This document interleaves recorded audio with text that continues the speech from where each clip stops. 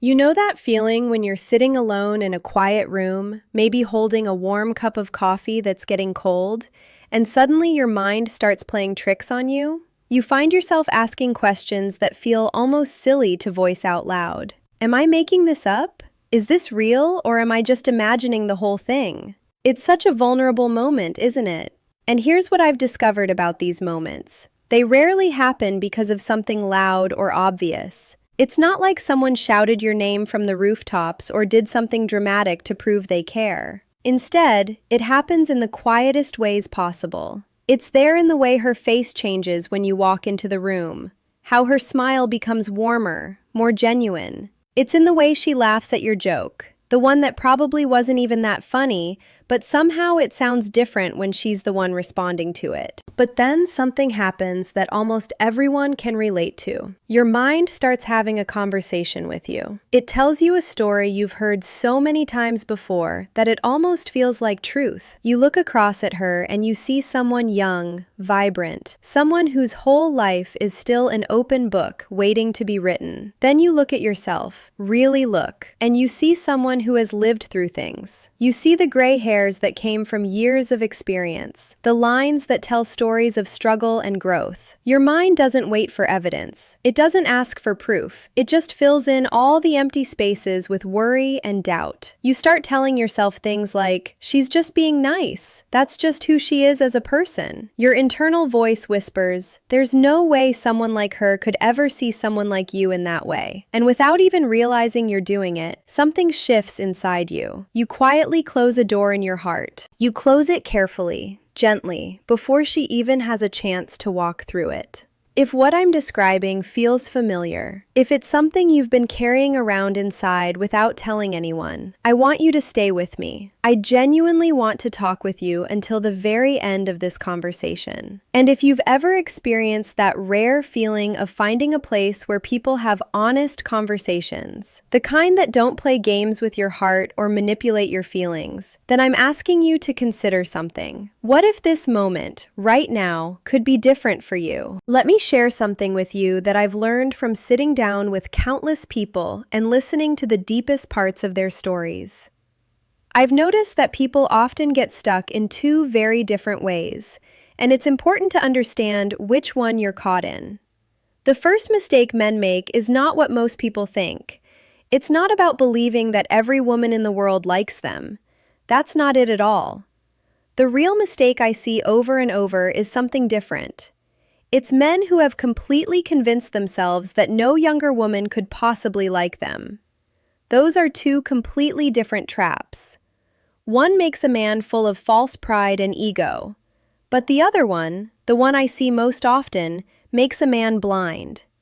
And honestly, being blind to what's really happening is much more common than I wish it were. I've sat across from some genuinely remarkable men. These aren't ordinary people. They're the ones who can negotiate million-dollar deals without breaking a sweat. They've built entire companies from nothing but an idea and determination. They've raised families and navigated the complexities that come with that responsibility. They've buried parents and mourned real losses. They've survived heartbreak that broke them into pieces, and they've rebuilt themselves afterward. These are brave men in every meaningful sense of the word. And yet, the moment a younger woman looks at them with genuine warmth and interest in her eyes, something shifts. Suddenly, they feel like frightened children again. It's not because they lack courage or confidence in other areas of their lives. It's because they're operating under a rule that doesn't actually exist. They believe in a secret rule that everyone else supposedly knows, but they don't. They think that attraction and affection only flow in one direction. They believe that young people exclusively want other young people. They think that having experience and having lived a longer life somehow puts an expiration date on your value, like milk sitting in a refrigerator, destined to go bad. But here's what I need you to understand, and I say this with complete honesty. Human beings don't fall in love based on rules. We're not robots following a program. We respond to how another person makes us feel in the deepest parts of ourselves. That's the thing most people are too afraid to talk about openly. When you like someone, it rarely makes logical sense. It doesn't work like a math equation. Instead, it starts so quietly that sometimes neither person even recognizes what's happening. It begins long before either of you would admit it, even to yourselves in the privacy of your own thoughts at 3 in the morning. Think about how attraction actually develops. Sometimes a woman notices the way you stay calm and centered while everyone around you is getting louder and more desperate for attention. She sees how you actually listen to her, really listen, without interrupting or thinking about what you're going to say next while she's still talking. She observes how other people naturally respect you, how they look to you for guidance even though you never ask them to. None of these things cause her to fall for you in a single moment. But something else happens. A seed gets planted, a seed of curiosity. And I need you to understand something fundamental. Curiosity is far more powerful than most men realize. Here's the truth about how attraction usually begins. It doesn't start with someone being 100% certain. It actually starts with a question. She starts asking herself things like, who is this man really? Or, why do I feel so safe and genuinely happy when I'm around him? Or, why does my mind keep returning to that conversation we had last week? Now pay attention to something really important. Not one of those questions is about physical appearance. Not one of them is about how young or old you look. That's because when we feel emotionally safe with someone, that feeling often arrives before romantic love even has a name. It's especially true when there's an age difference involved. A younger woman might actually be confused by her own feelings before you even start wondering about yours. She might question whether she's thinking about your conversations too much. She might wonder if she simply admires you the way a student admires a teacher. Or if it's just about comfort, or if something much deeper is actually happening beneath everything she says to you. Most people think that falling for someone feels like being struck by lightning. It's sudden, dramatic, impossible to miss. But real life usually works completely differently. Real attraction is more like watching the sunrise. The light changes so slowly that you don't even notice it happening. You're not paying attention to the gradual shift, and then suddenly the sun is fully up and the entire room looks completely transformed. Everything looks different, but you can't pinpoint the exact moment when things changed. And here's where so many men accidentally trip themselves up.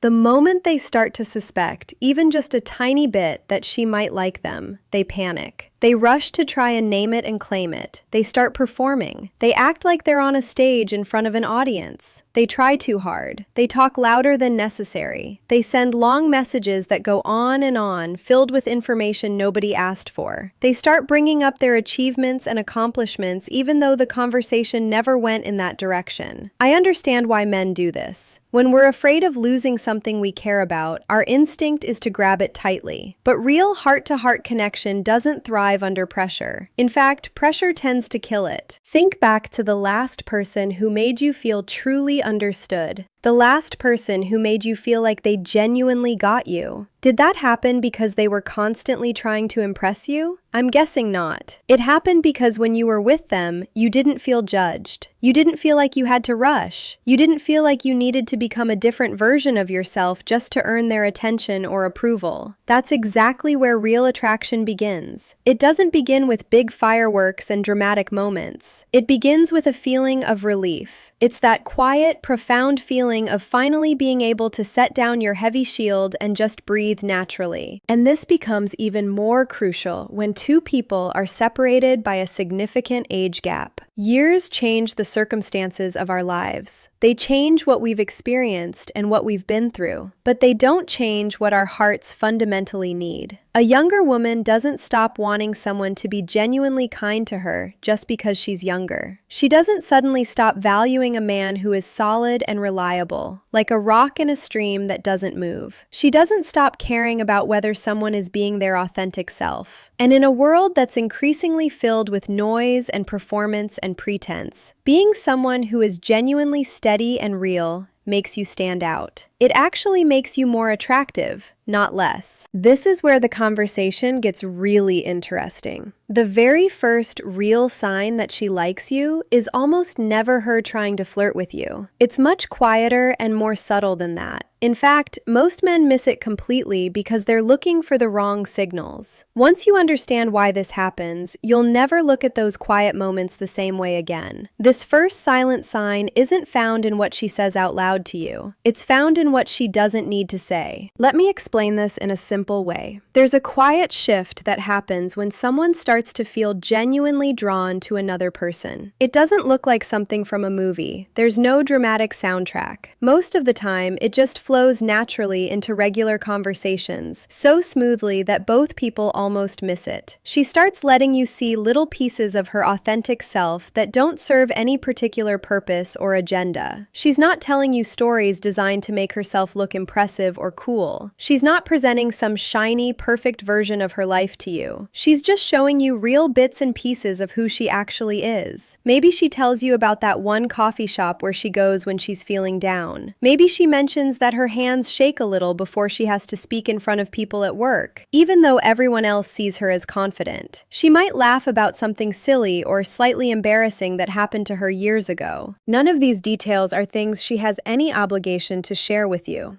but she does anyway, and that's significant. They're invitations to come a little closer to who she really is. When we look at how human psychology actually works, it becomes clear that people don't reveal their inner world to just anyone. We naturally keep it private and protected. We test people first to see if they're genuinely kind.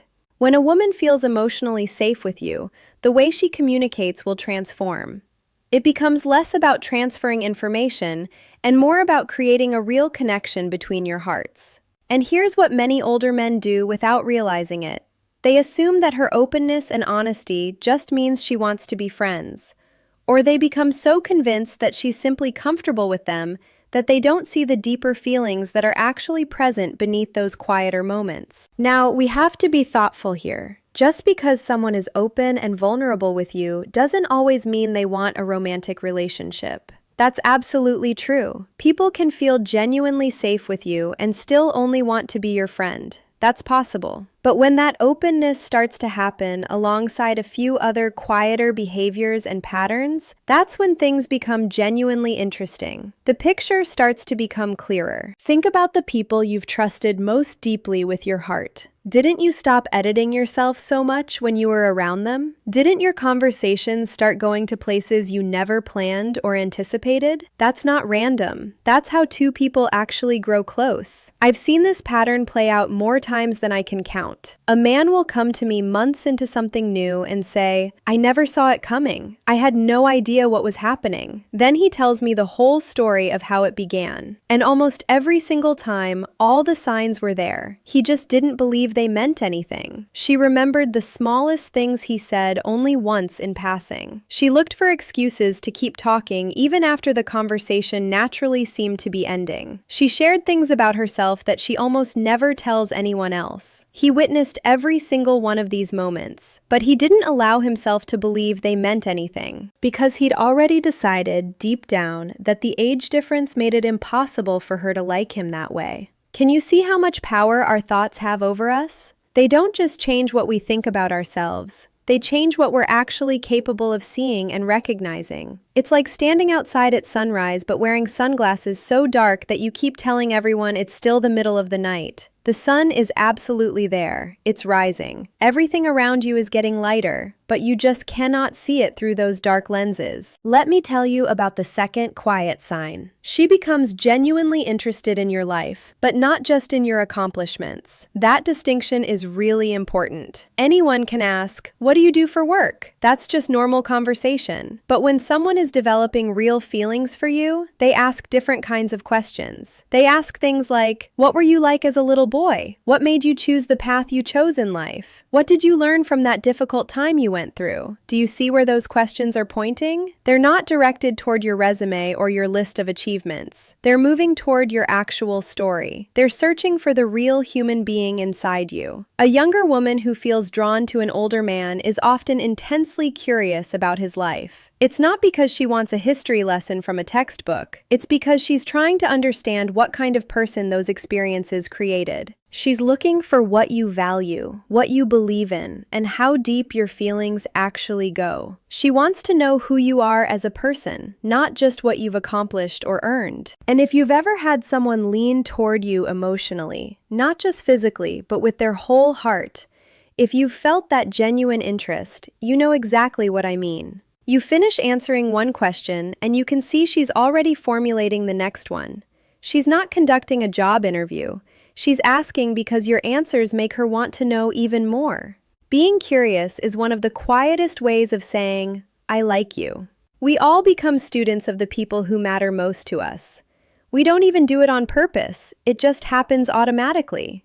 Have you ever realized how easy it is to remember small details about someone you like?